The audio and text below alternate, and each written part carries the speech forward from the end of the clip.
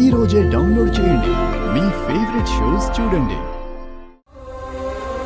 ప్రేమించడం అంటే మనిషిని మాత్రమే ప్రేమించడం కాదు, ఆ మనిషి కష్టసుఖాల్ని కూడా ప్రేమించాలి.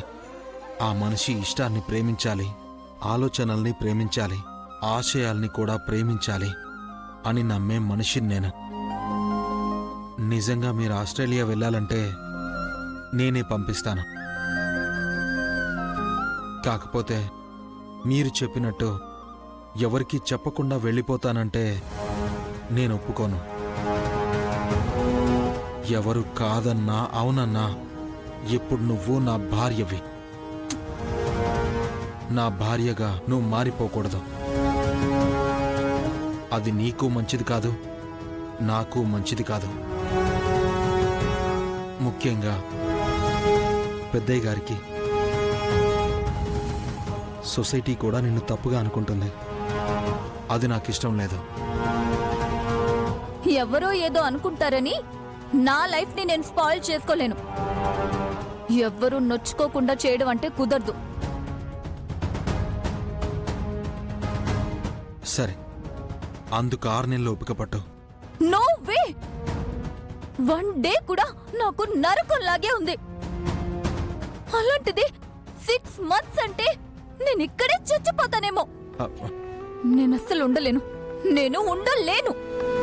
చూడు సింధు, సారీ చూడండి సింధుజాక్షి గారు, మీరు ఒక్క 6 నెలలు ఓపిక పట్టారంటే నాకు మీకు సెట్ అవ్వలేదని చెప్పి నేనే డివోర్స్కి అప్లై చేస్తాను.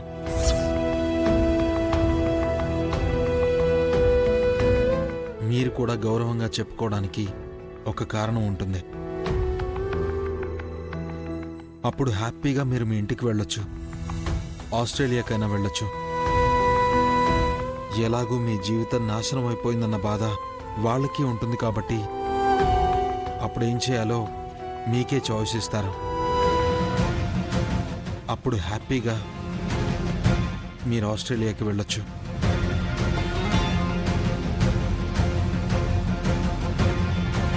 ఇందులో ఎలాంటి అనుమానాలు పెట్టుకోవద్దు.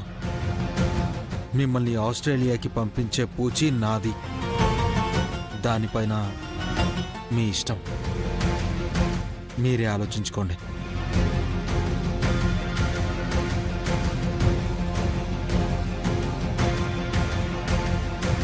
ఇతను చెప్పిన ఐడియా బాగుంది, కానీ 6 మంత్స్ ఇక్కడ ఉండాలని ఆలోచిస్తుంటేనే భయంగా ఉంది.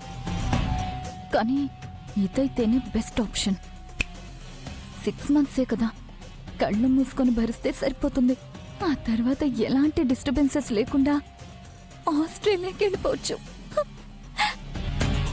నా గురించి మ్యాడీ టెన్షన్ పడుతుంటాడు. ఈ విషయం వెంటనే మ్యాడీకి చెప్పాలి.